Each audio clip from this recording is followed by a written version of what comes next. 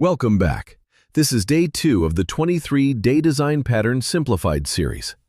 Today we're covering the factory method pattern, one of the most commonly used creational patterns in software design. Let's dive in. So what exactly is the factory method pattern? Simply put, it defines an interface for creating objects, but lets the subclasses decide which class to instantiate. It encapsulates object creation, promotes loose coupling, and gives you flexibility in how objects are built. Here's the problem it solves. In many applications, we use tight coupling, meaning the code directly depends on specific implementations. When requirements change, that code becomes a nightmare to maintain and extend.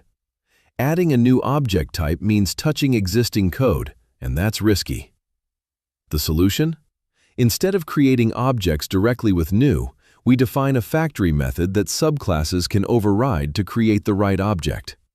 This keeps the system open for extension, but closed for modification. That's the open-closed principle in action. Let's make it concrete. Imagine an app that sends notifications. Instead of writing new email notification or new SMS notification directly in your code, you delegate that responsibility to a factory. The factory decides what gets created. Your app just asks for a notification. Here's the code. We start with an abstract notification class with an abstract send method. Then email notification and SMS notification each inherit from it and provide their own send implementation. These are your products. Different classes, different behaviors. Now for the factory itself. We create an abstract notification factory with a create notification method. Email factory overrides it to return an email notification, and SMS factory returns an SMS notification. The factory decides what gets created. The client code never needs to know. You'll find factory method everywhere in the real world.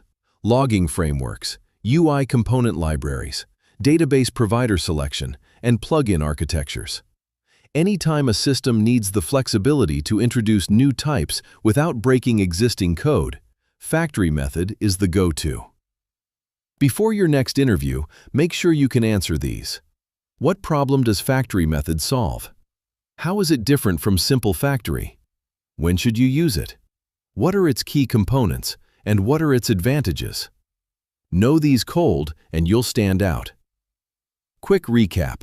The factory method pattern delegates object creation to subclasses, letting you introduce new types without changing existing code.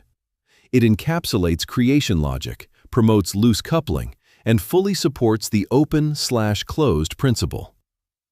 And that's a wrap on day 2. Tomorrow, we're moving on to the abstract factory design pattern, so make sure you're following along. If this helped, like and share, and find us on Instagram and YouTube at @FundamentallyClean. See you in the next one.